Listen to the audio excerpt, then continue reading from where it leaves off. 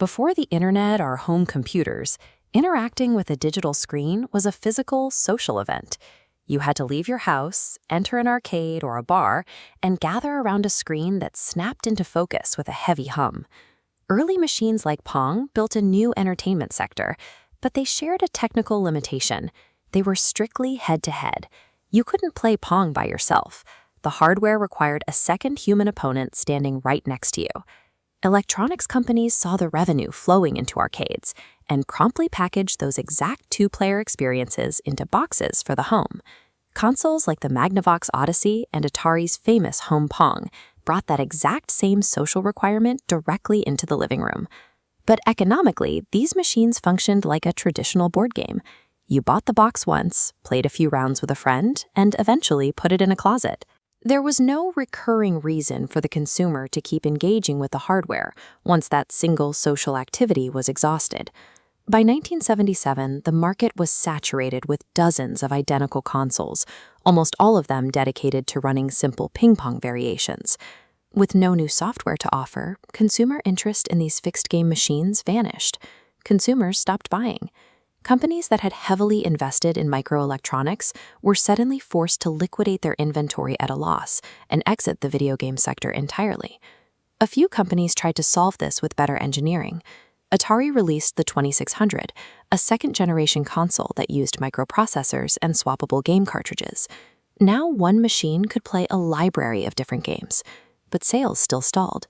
Initial cartridges released for the 2600 were minor variations of existing concepts.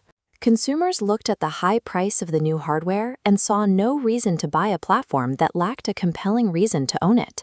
The hardware had reached the next generation, but by 1977, the lack of software variety had left the industry in an economic vacuum.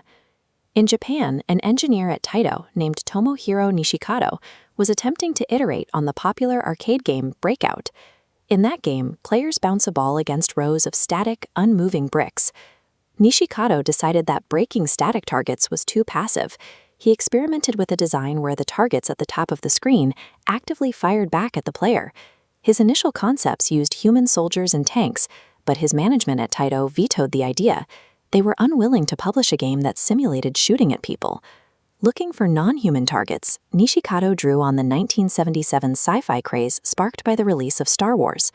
Drawing inspiration from H.G. Wells' War of the Worlds, he redesigned his targets into alien crabs and squids.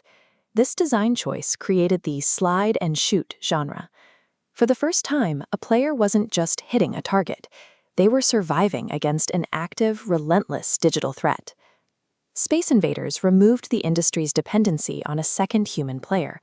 The machine itself provided the friction, allowing for a solitary experience that didn't end when a friend went home. The game loop relied on a simple escalation. There was no time limit. Instead, as the player cleared the screen, the remaining aliens moved faster. The difficulty scaled to match the player's survival time, shifting the focus toward beating one's own previous performance. By saving the highest score at the top of the screen, the game turned this solitary activity into an intensely public, neighborhood-wide competition. In Japan, the game became a national phenomenon. Dedicated arcades opened, featuring nothing but rows of Space Invaders cabinets, with crowds often waiting in the street for their turn to play. The economic scale was immense. These cabinets absorbed so much currency that the Japanese government reportedly had to mint more 100-yen coins to keep the physical economy moving. In the United States, players gripped the controls so intensely and for so many hours that doctors began documenting a repetitive strain injury they called Space Invaders wrist. These physical tolls and the global revenue confirmed that video games had established a permanent place in the culture. In the US, Atari was still struggling to convince consumers to buy the 2600. Without a reason to own the hardware, the console was failing. In 1980, they secured the official, exclusive rights to bring Space Invaders from the arcade into the home. Once the cartridge was available, consumer behavior changed. People began purchasing the expensive Atari hardware specifically to play Space Invaders in their living room. The release became the most profitable entertainment product of its time, single-handedly quadrupling Atari's console sales and creating a market leader. Atari had successfully tied the viability of their hardware to a single external software license. They effectively transformed the console from a general electronics device into a gateway for a specific cultural experience.